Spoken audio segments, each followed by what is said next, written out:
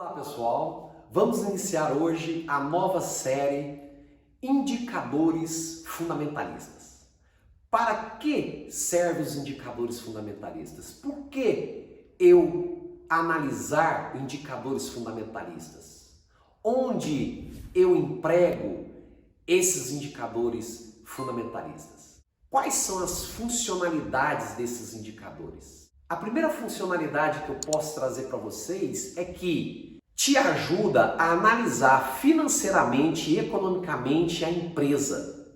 Por exemplo, através de índices de rentabilidade, índices de crescimento, índices de liquidez, índices de risco e outros. Numa segunda funcionalidade, nós podemos citar que indicadores fundamentalistas te ajudam a comparar a empresa analisada. Comparar ela com ela mesma ao longo do tempo, comparar ela com as suas concorrentes e ainda comparar ela com o benchmark dos setores que ela está inserida.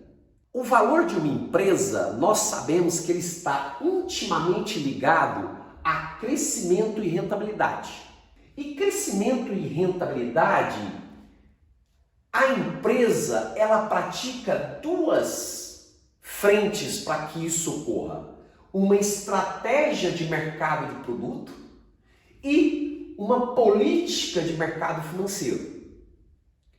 Na estratégia de mercado de produto, nós temos duas gestões realizadas pela empresa. A gestão operacional e a gestão de investimento.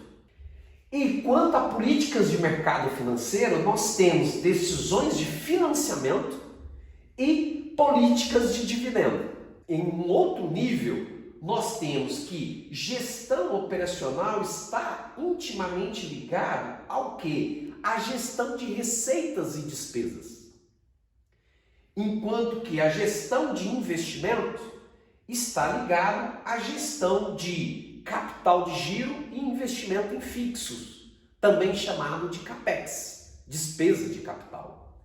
E, por fim, nas decisões de financiamento, nós temos a gestão de passivos e patrimônio líquido, ou seja, é a gestão da captação de recursos no mercado financeiro. E, por fim, nas políticas de dividendo, nós temos a gestão de payout. O que é gestão de payout? São as políticas de pagamento ou retenção de lucros. Então, esse esquema que eu mostro para vocês, ele mostra o quão é importante a análise ou o estudo de indicadores fundamentalistas, porque nós temos indicadores fundamentalistas para cada esquema colocado aqui por nós. E é isso que nós vamos iniciar nesta série de hoje, tá? A partir de agora, nós vamos iniciar o estudo desses indicadores fundamentalistas para cada estratégia, para cada gestão, para cada nível que eu coloquei aqui, que são níveis que levam ao quê? A crescimento e rentabilidade, que traz ou que cria valor para a empresa. Nós temos como ponto de partida para uma análise sintética do desempenho de uma empresa o que nós chamamos de retorno sobre o equity, ou seja, o retorno do capital investido pelo proprietário. Esse aqui é um índice de rentabilidade geral.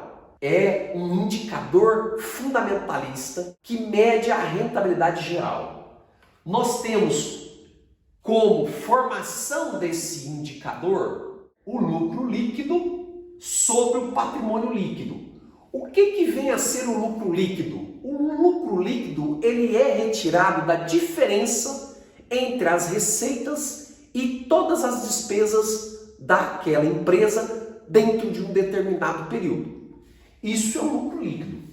E o patrimônio líquido ele é a diferença entre todos os passivos da empresa em relação aos seus ativos.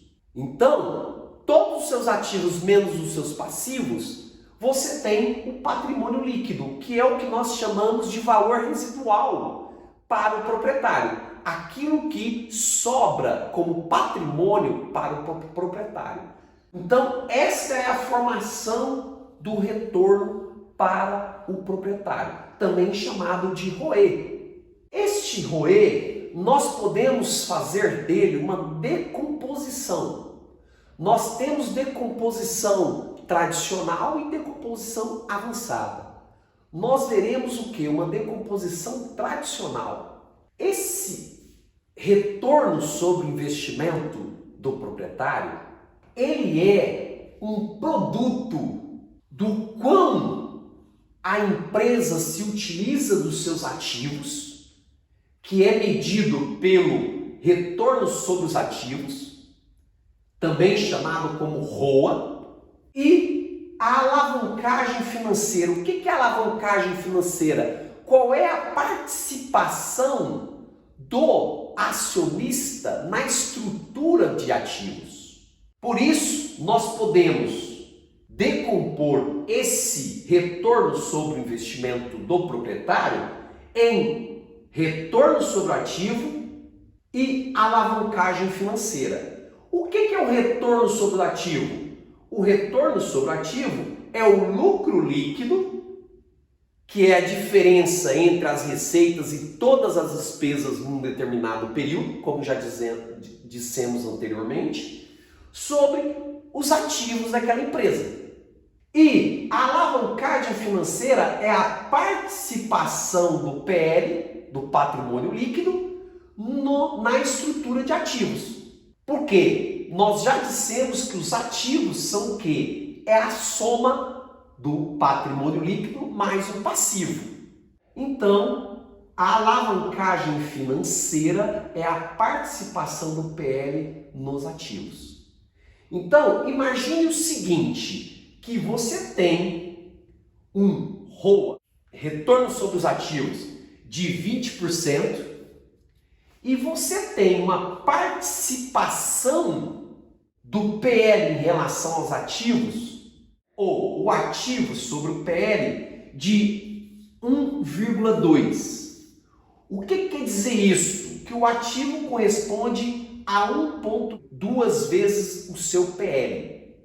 Logo, 20% vezes 1,2, isso vai te dar um ROE de 24%. Esse é o retorno sobre investimento para o acionista. Nós podemos ainda decompor o retorno sobre os ativos, que é o ROA, que faz parte da formação do retorno para o investidor, em duas frentes. A primeira é o que nós chamamos de margem líquida, que é o lucro líquido, que nós já vimos o que é, sobre as vendas líquidas da empresa. Isso é um indicador chamado margem líquida. E nós temos também o giro dos ativos, que ele é formado pelas vendas líquidas sobre os ativos. Esse é um indicador de giro. O que a margem mede? Ela mede o quão a empresa é eficiente nos gastos de despesas e custos gerais. E o que o giro dos ativos mede? O giro dos ativos mede o quão a empresa é eficiente no uso dos investimentos. Quem são os investimentos? Os ativos. O quanto que ela é eficiente em girar esses ativos para produzir as vendas que ela produz. Nesta aula introdutória, nós vimos que na criação de valor de uma empresa, que é produto que está intimamente ligado à rentabilidade e crescimento, um dos principais índices que mede a rentabilidade geral é o retorno sobre o investimento do proprietário, o ROE. Vimos que esse ROE é a razão entre lucro líquido e patrimônio líquido, que são dos proprietários. E vimos que esse ROE ele pode ser decomposto por essas duas variáveis, o ROA e a alavancagem financeira. E vimos também que o ROA, retorno sobre ativo, ele pode ser decomposto entre margem líquida e giro dos ativos. Agora, nós passaremos por uma aplicação do uso desse ROE para selecionar as empresas para que você possa ter na sua carteira empresas consistentes, empresas que trazem um bom retorno sobre o investimento do acionista. Vamos lá? Dando seguimento ao que eu disse a vocês, vamos ver a aplicação desse indicador chamado ROE, retorno sobre o patrimônio líquido, para que eu possa selecionar empresas para compor a minha carteira de análise, para que num segundo momento eu faça valuation dessas empresas. Bom, como eu faço isso? Aqui, ó, eu estou aqui com 353 empresas.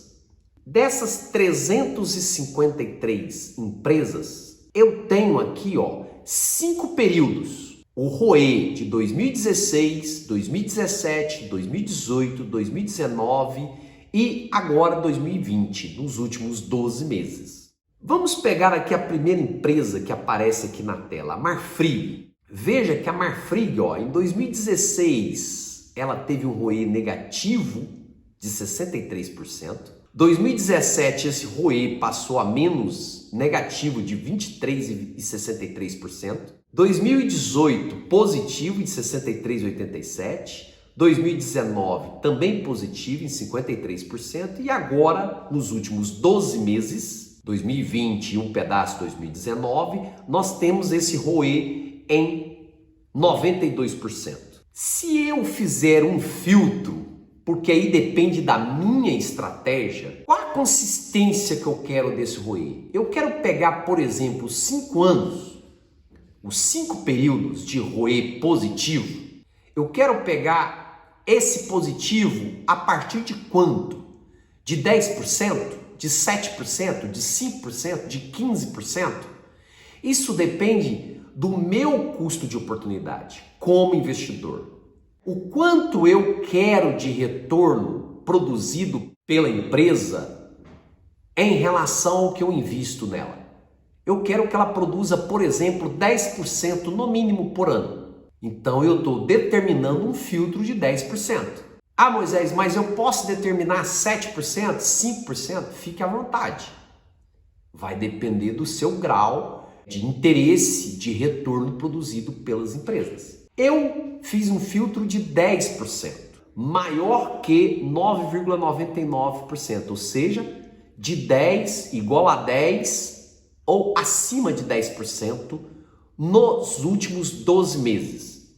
Quando eu faço esse filtro, as empresas selecionadas no último ano caem para 125 empresas. Se eu pego os 2 últimos anos, ou seja, acrescento 2019 também 10%, essas 125 empresas, elas caem para 106 empresas. Apenas 106 empresas tiveram o ROE, retorno sobre o patrimônio líquido, acima de 10% nos últimos 2 períodos aqui selecionados. Se eu pegar em 2018 também acima de 10%, ou seja, nos últimos 3 períodos aqui da nossa amostra, essas empresas caem para 83 selecionadas. Consequente a isso, se eu pegar ainda 2017, 10%, acima de 10%, então eu vou escolher aqui, ó, maior que 9,9